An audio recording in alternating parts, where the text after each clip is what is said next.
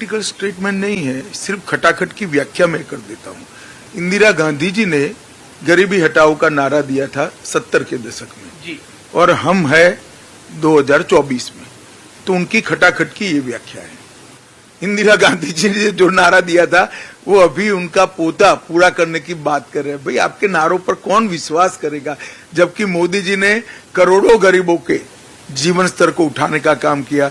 10 करोड़ लोगों को गैस का सिलेंडर दिया, 12 करोड़ शौचालय दिए, 14 करोड़ लोगों को नल से जल दिया, 80 करोड़ लोगों को 5 किलो अनाज फ्री दे रहे हैं, 60 करोड़ लोगों को आप 5 लाख का दवाइयों का पूरा खर्चा फ्री ऑफ कॉस्ट दे दिया, 4 करोड़ घर ही दे दिया, 6.5 करोड़ घरों में बिजली दे दी। ये खटाखट होता है।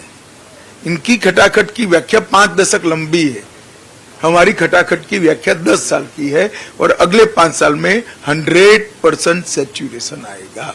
जी, तो गृह मंत्री अमित शाह के साथ आज हम पूरा दिन बिता रहे हैं, समझने की कोशिश कर रहे हैं कि उनके माइंड में कौन सा नंबर चल रहा है, वो भी हम आपको आगे बताएंगे।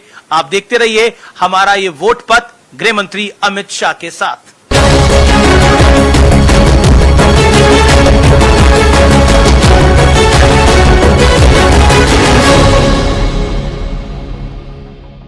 और अब हम पहुंच चुके हैं कोलकाता भुवनेश्वर से। आज का हम पूरा दिन बिता रहे हैं केंद्रीय गृह मंत्री अमित शाह के साथ। 14 घंटे अमित शाह के साथ जानने और समझने की कोशिश कर रहे हैं कि ये चुनाव किस ओर जा रहा है।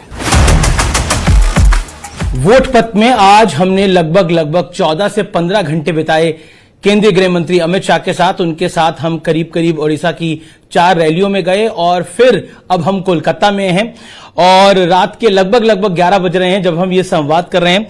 तो अमित जी, ये चुनाव आखिरी दौर में अब लगभग पहुंच चुका है, 5 चरण समाप्त हो गए हैं और आप दावा कर रहे हैं कि चौथे चरण के बाद ही बीजेपी को 270 के पार चली गई है। तो ये कॉन्फिडेंस है या ओवर कॉन्फिडेंस? मैं मानता हूं कि हमारी स्थिति काफी अच्छी है, हम 400 पार करेंगे। हर जगह पे हर चरण के बाद और चुनाव की रैलियों के बाद मैं कार्यकर्ताओं के से फीडबैक लेता हूं, जो जमीन पर लड़ाई लड़ते हैं, हमारे जो लोगों के संपर्क में होते हैं, हमारे विरोधी दलों की रणनीति को जो जमीनी स्तर पर इसका मुकाबला करते हैं, तो मुझे लगता है किसी भी सर्वे से ये असेसमेंट करीब सत्य के नजदीक हो। 2004 में यूपीए 1 की कांग्रेस की सरकार आई तो 145 सीटें उनकी आई और 2009 में जब सरकार रिपीट हुई तो 206 सीटों के साथ हुई। तो तीसरी टर्म की गवर्नमेंट थोड़ी टफ रहती है, हमने वर्ल्ड वाइड ये देखा है। क्या आपको लगता है अमित भाई कि बीजेपी के लिए ये आसान क्यों है? देखिए, ऐसे कोई ट्रेंड्स के आधार पर चुनाव के नतीजों का आकलन नहीं होता है। ट्रेंड्स की बात करनी है तो इस देश में 30 साल से हंग पार्लियामेंट चलती थी। 14 में पूर्ण बहुमत की सरकार आई, 19 में फिर पूर्ण बहुमत की सरकार आई। तो ट्रेंड्स तो तोड़े हैं हमने, कई बार तोड़े हैं और इस बार भी तीसरी बार भारतीय जनता पार्टी की मोदी जी के नेतृत्व में पूर्ण बहुमत की सरकार आएगी और एनडीए 400 पार करेगा। अगर 272 का आंकड़ा, जादुई आंकड़ा पार भारतीय जनता पार्टी नहीं कर पाती तो प्लान बी क्या होगा बीजेपी का? कोई प्लान बी नहीं है, इसका क्वेश्चन डज नॉट अराइज। जी, प्रियंका गांधी ने एक हाल ही में इंटरव्यू दिया था और उस इंटरव्यू में कहा कि कांग्रेस की वजह से इस देश के अंदर लोकतंत्र है। अगर एक चाय वाला भी प्रधानमंत्री बना है तो वो कांग्रेस की देन है। अब मुझे नहीं मालूम है ये लोग क्या बोल रहे हैं। कांग्रेस पार्टी की वजह से देश के लोकतंत्र पर भयंकर कुठाराघात कई बार हुए। प्रियंका जी की दादी ने इमरजेंसी डाली थी, 1,30,000 लोगों को बिना कारण जेल में डाल दिया था। सारे अखबारों के editorial information and broadcasting minister तय करते थे। उनको शायद इतिहास मालूम नहीं है, ना किसी ने ब्रीफ किया है शायद उनको। कांग्रेस के वजह से लोकतंत्र नहीं है, इस देश की 130 करोड़ की जनता की वजह से इस देश में लोकतंत्र है। क्योंकि हमारे यहाँ लोकतंत्र की स्पिरिट सालों पुरानी है और अब ये पाताल से गहरी हो चुकी है, इसको कोई नहीं बदल सकता।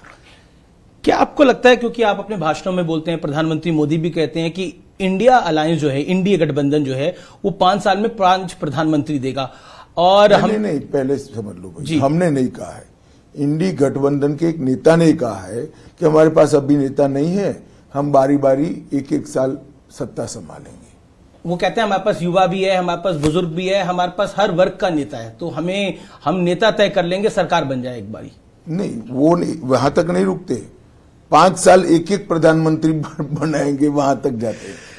जी, क्या आपको लगता है कि प्रियंका गांधी ने एक अपने कार्यक्रम में बोला कि इस बार रायबरेली की जनता जो है वो सिर्फ एक सांसद नहीं चुन रही, वो प्रधानमंत्री को चुन रही है।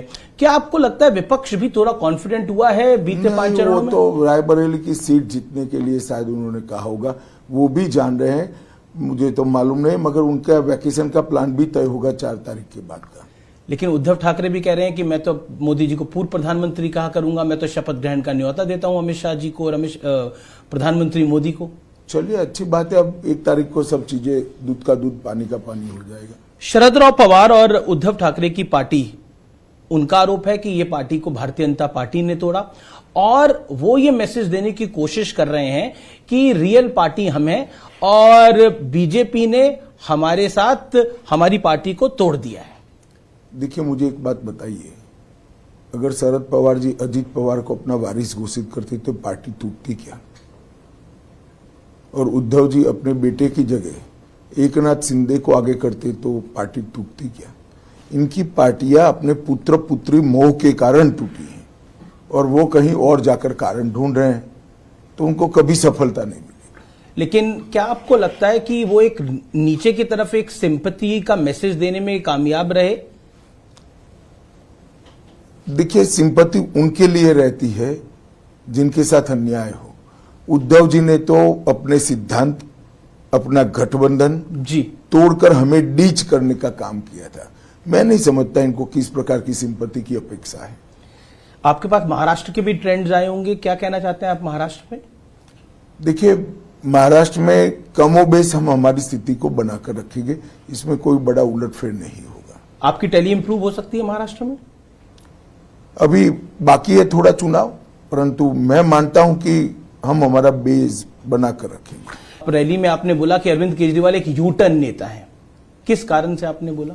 इन्होंने कहा था कि हम भ्रष्टाचार के खिलाफ लड़ाई लड़ रहे हैं, पॉलिटिक्स में कभी नहीं आएंगे, और फिर पॉलिटिक्स में आगे पार्टी बनाई। अन्ना बेचारे डालेगांव सिद्धि चले गए, फिर कहा मैं कभी मुख्यमंत्री नहीं बनूंगा, 3 बार मुख्यमंत्री बन गए। इन्होंने शपथ पत्र पर कहा था हम सरकारी सुविधाएं नहीं लेंगे, बंगलो भी ले लिया, गाड़ी भी ले लिया, सिक्योरिटी भी ले ली, और बंगलो ऐसा बना दिया कि जो 2-3 बंगलों को तोड़कर गैर कानूनी तरीके से अपना बंगलो बनाने का उन्होंने काम किया है। मैं मानता हूं कि ये सारी चीजें यू टर्न से भी बड़ी भयानक है। उन्होंने कांग्रेस के करप्शन के खिलाफ बात करी, उन्होंने कहा कि मैं आऊंगा तो शीला दीक्षित के करप्शन में वो जेल में जाएगी। आज वही कांग्रेस के साथ मिलकर वो हमारे सामने चुनाव लड़ रहे हैं। तो सीरीज ऑफ यू टर्न लेने का काम श्री केजरीवाल ने किया है। अरविंद केजरीवाल अपनी रैलियों में अक्सर कहते हैं कि 2 जून के बाद मैं जेल जाऊंगा नहीं जाऊंगा, ये तय करेंगे 4 जून के नतीजे। इंडिया अलायंस अगर सरकार में आता है तो मुझे जेल नहीं जाना पड़ेगा। जहां तक मेरी समझ है, उनको 1 जून को ही जाना है, सरेंडर करना है, तो 4 जून को तो वो जेल में ही होंगे। लेकिन आपने भी एक स्टेटमेंट दी कि ये स्पेशल ट्रीटमेंट है। नहीं, मैंने तो जजमेंट के बारे में जी, केजरीवाल जी के बारे में नहीं किया है। क्यों आपको लगता है कि ये जजमेंट खास है? देखिए, किसी भी व्यक्ति को अपने कामकाज के लिए इस तरह से इंटरिम बेल नहीं मिला है। मानो कोई चार्ट अकाउंटेंट होगा, कोई इंडस्ट्रियलिस्ट होगा, कोई किसान की बुआई का समय हुआ होगा, कोई हज्जाम की दुकान चला रहा होगा, तो उनके भी तो कामकाज है।